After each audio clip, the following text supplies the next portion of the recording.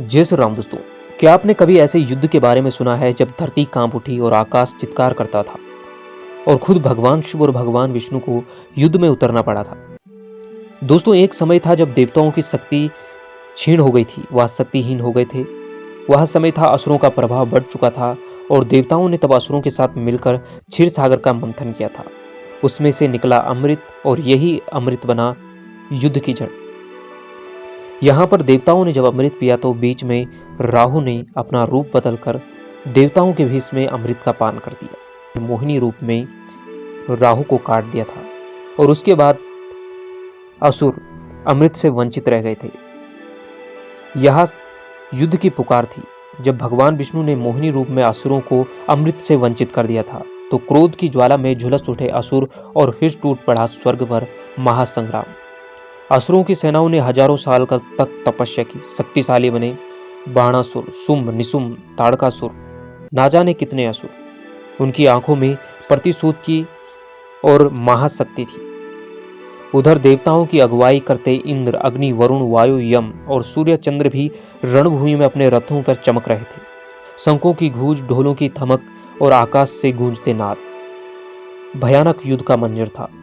असुरों की ओर से चलाए गए मायावी अस्त्रों ने देवताओं को भ्रमित कर दिया। कभी आकाश से बर्फ गिरती, कभी आग बरसती और देवताओं ने जवाब देना बंद कर दिया। इंद्र का वज्र, अग्नि का तेज, वायु की गति और यम की संहारक दृष्टि भी निसफल हो रही थी।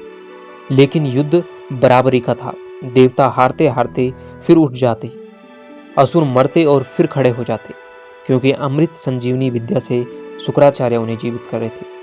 जब युद्ध का संतुलन बिगड़ने लगा तब सभी देवता भगवान शिव और भगवान विष्णु की शरण में पहुंचे। भगवान विष्णु का सुदर्शन चक्र लेकर अपने गरुड़ पर सवार होकर देव-असुर संग्राम में प्रकट हुए और राक्षसों पर काल बनकर बरस पड़े। भगवान शिव तांडव करते हुए रणभूमि में पहुंचे। जिधर भगवान शिव और भगवान विष्णु युद्ध भूमि में मुड़ जाते, उधर असुरों की चीखें सुनाई देती। शिव और विष्णु दोनों जब एक साथ खड़े हुए तो अधर्म काम गया।